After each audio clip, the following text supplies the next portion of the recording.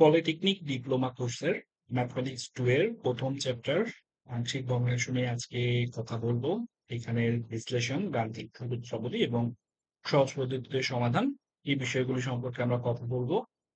আমি এখানে ইনস্ট্রাক্টর হিসেবে আছি বিতর্ক মন্ডল, ঢাকা পলিটেকনিক ইনস্টিটিউটে কর্মরত আছি এবং একাডেমিক মেন্টর হিসেবে বাংলাদেশ গণিত অলিম্পিয়াডের সাথে সংযুক্ত রয়েছে। প্রথমে আমরা জেনে আসি আংশিক ভগ্নাংশ কি বা আংশিক ভগ্নাংশ বলতে আমরা কি বুঝি। একটি জটিল এবং অপেক্ষাকৃত বড় মূল ভগ্নাংশকে ভেঙে দুই বা ততোধিক সরল ভগ্নাংশের সমষ্টি বা অঙ্ক হিসেবে প্রকাশ করলে তাকে আমরা আংশিক ভগ্নাংশ বলি। আচ্ছা, এখন তাহলে প্রশ্ন হচ্ছে, যদি ভগ্নাংশটি মূলদ না থাকে, অমূলদ ভগ্নাংশ হয়, সেক্ষেত্রে অমূলদ ভগ্নাংশটিকেও আমাদের একটি পূর্ণ ভগ্নাংশ এবং অন্য একটি মূলদ ভগ্নাংশে পরিণত করে নিতে হবে। আমরা এখানে একটি উদাহরণ দেখি। আমাদের ডান পাশে একটি উদাহরণ দেখানো হয়েছে। আমাদের 2x - 3 divided by x² - 3x + 2 এই ভগ্নাংশটি রয়েছে।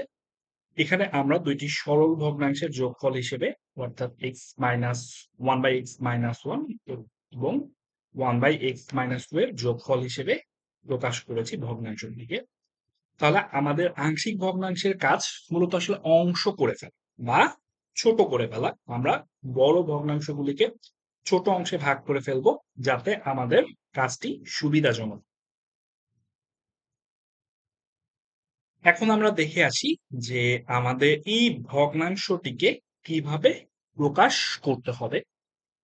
তাহলে আংশিক ভগ্নাংশে প্রকাশের পূর্বে অবশ্যই ভগ্নাংশটিকে কয়েকটি শর্ত পূরণ করতে হবে। প্রথমত, ভগ্নাংশটিকে মূলদ ভগ্নাংশ হতে হবে। এখানে আমাদের p(x) এবং q/x আকারের বাস্তব বহুপদী ভগ্নাংশ হতে হবে। আমরা আমাদের এই অংশের জন্য শুধুমাত্র বাস্তব ভগ্নাংশগুলি নিয়েই ডিল করছি, অর্থাৎ আমাদের যে সহগগুলি থাকবে সেই সহগগুলি বাস্তব সংখ্যায় হবে। আমরা অন্য সংখ্যাগুলি নিয়ে ডিল করছি। এরপর ভগ্নাংশটিকে প্রকৃত ভগ্নাংশ হতে হবে, অর্থাৎ লবের চলকের সর্বোচ্চ ঘাত হরের চলকের সর্বোচ্চ ঘাত অপেক্ষা ক্ষুদ্রতর হতে হবে। তাহলে আমরা অপ্রকৃত ভগ্নাংশের ক্ষেত্রে কি করব?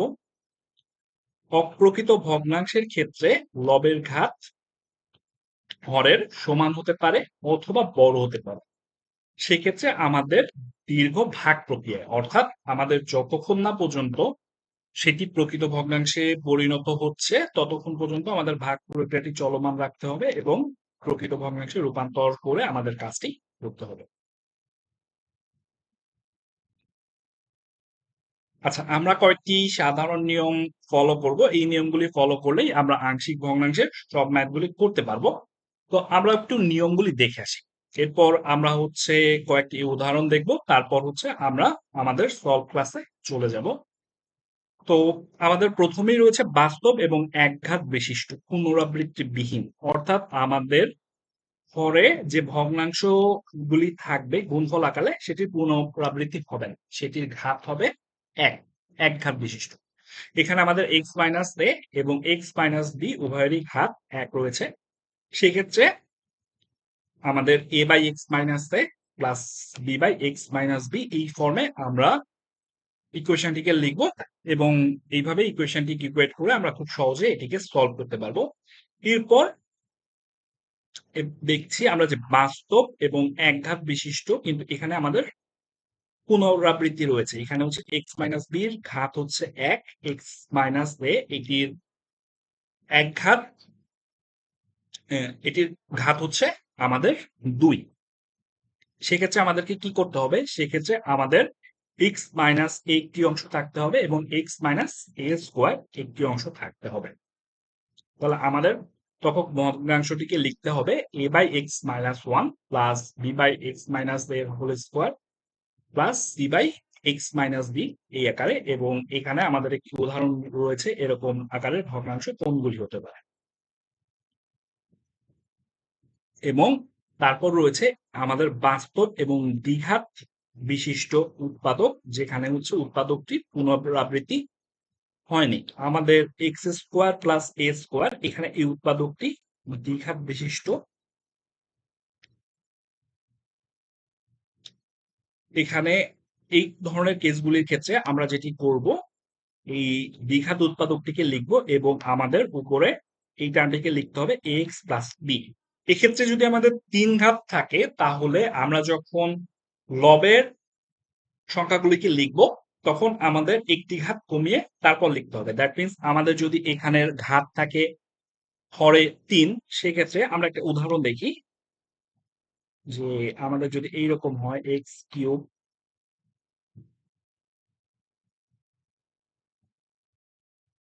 প্লাস এ,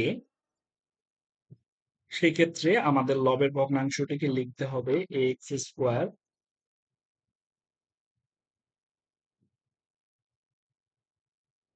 প্লাস বিএক্স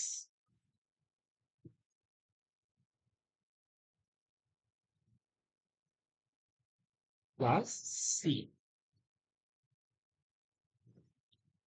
অর্থাৎ আমাদের এখানে হরের ঘাত আছে তিন, সেই ঘাত তিন থেকে এক কমিয়ে আমরা লিখলাম হচ্ছে দুই, তাহলে এটি আমাদের প্রকৃত ভগ্নাংশই থাকলো। এবং আমাদের অন্য একটি উৎপাদক আছে এক্স মাইনাস বি, সেখানে আমরা শুধুমাত্র কনস্ট্যান্ট টার্মটিকে নিব সি। তো এখানে আমরা একটা এক্সাম্পল দেখতে পাচ্ছি, এটির এক্সাম্পল হচ্ছে x minus one divided by x square plus four into x plus one. তো আংশিক ভগ্নাংশের সমাধানের আমাদের ধাপগুলি কি হবে? ধাপ এক, আমাদের অবশিষ্ট ধ্রুবক সহ বাকি ধ্রুবকগুলোকে ধরে নিতে হবে। আমাদের এখানে কিছু আরবিটারি কনস্ট্যান্ট থাকবে, যে এ বি সি আমাদের আগের ইকুয়েশন গুলিতে আমরা দেখেছিলাম, এই এ বি সি এগুলি হচ্ছে আরবিটারি কনস্ট্যান্ট। তো আমাদের আংশিক ভগ্নাংশের মূলত কাজ হচ্ছে এই আরবিটারি কনস্ট্যান্ট গুলোর মান বের করা। এই আরবিটারি কনস্ট্যান্ট গুলোর মান বের করতে পারলেই আমাদের আংশিক ভগ্নাংশের ম্যাথ কমপ্লিট হয়ে গেল।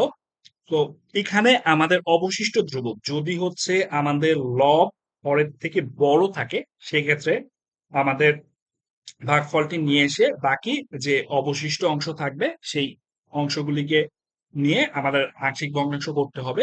তো হরগুলোর প্রকৃতির উপর নির্ভর করে মূল ভগ্নাংশের সমানুপাতিক আংশিক ভগ্নাংশ ধরে আমাদেরকে একটি সমীকরণ গঠন করতে হবে। এরপর আমাদের হরকে দ্বারা উভয় পক্ষে সমীকরণটিকে গুণ করতে হবে। গুণ করলে আমরা একটি অভেদ বা আইডেন্টিটি সমীকরণ পাবো। এরপর আমাদের শূন্যকরণ পদ্ধতি বা সহগ সমীকরণ পদ্ধতির মাধ্যমে আমরা আহ, সুবিধাজনক চলকের মান শূন্য করে অথবা সমীকরণের দুই পাশের সহগ তুলনা করে এই অজানা ধ্রুবক এবিসির মানগুলো বের করব এবং আমরা নির্ণীত ধ্রুবকগুলোর মানগুলো প্রথম সমীকরণে বসিয়ে দিলে চূড়ান্ত আংশিক ভগ্নাংশের সমীকরণ পাওয়া যাবে। এখানে আমরা একটা বিষয়, যে আমাদের এ বি সি তিনটা আননোন যখন থাকবে বা হচ্ছে এর বেশি যখন আননোন থাকবে, তখন আমরা চেষ্টা করব পরীক্ষার সময় ক্যালকুলেটর ব্যবহার করে এগুলি সমাধান করতে। তাহলে আমাদের সময় সেভ হবে এবং আমরা খুব সহজে কম সময়ের মধ্যে কাজটি করতে পারবো। তো আমি হচ্ছে দেখাবো, আমরা যখন হচ্ছে প্র্যাকটিস সেশনে যাব সেখানে আমি হচ্ছে দেখাবো কিভাবে ক্যালকুলেটরের মাধ্যমে আমরা এই মানগুলি বের করতে পারি। আরেকটি সহজ মেথড রয়েছে কভার আপ মেথড, যেটি হচ্ছে সাধারণত হর যখন এক ঘাত বিশিষ্ট হয় তখন খাতা কলম ছাড়াই আমরা খুব সহজে মুখে মুখে বের করে ফেলতে পারি এবং এটি চেক করার ক্ষেত্রে অনেক ক্ষেত্রে ব্যবহার করা যায়। আচ্ছা, এখন আমরা আসি এই আংশিক ভগ্নাংশের প্রয়োগ কোন ক্ষেত্রে। আমাদের সামনের অধ্যায় ইন্টিগ্রেশন রয়েছে। ইন্টিগ্রেশন বা হচ্ছে সমাকলন আমাদের গণিতের ক্ষেত্রে খুব অ্যাপ্লাইড একটা বিষয় এবং হচ্ছে যে আমাদের ইঞ্জিনিয়ারিং এ ইন্টিগ্রেশনের অনেক বেশি অ্যাপ্লিকেশন রয়েছে। আমরা যখন হায়ার ইঞ্জিনিয়ারিং স্টাডি করব আমাদের পিভি ডায়াগ্রাম, টিএস ডায়াগ্রাম, বিভিন্ন ডায়াগ্রাম এবং হচ্ছে ইন্টিগ্রেশনের মাধ্যমে হচ্ছে আমরা এরিয়া ভলিউম বের করতে পারি। এই টাইপের অ্যাপ্লিকেশন গুলোতে আমাদের ইন্টিগ্রেশন করাটা অনেক গুরুত্বপূর্ণ। তো আংশিক ভগ্নাংশ আমাদের ইন্টিগ্রেশনটাকে অনেক ইজি করে দেয়, আমাদের জন্য কাজটাকে খুব সহজ করে দেয়। আমরা যখন অ্যাপ্লিকেশন পার্টে দেখব তখন হচ্ছে আমরা দেখতে পারবো যে হচ্ছে যে আংশিক ভগ্নাংশের মাধ্যমে আমরা কিভাবে ইন্টিগ্রেশন করতে পারি। এখানে বিশেষত ইন্টিগ্রেশন বাই পার্টস এবং হচ্ছে জটিল লগারিদম এবং ট্রিগোনোমেট্রিক ফাংশনের ক্ষেত্রে আমাদের আংশিক ভগ্নাংশ ইন্টিগ্রেশনের ক্ষেত্রে খুব গুরুত্বপূর্ণ টুল হিসেবে ভূমিকা পালন করে।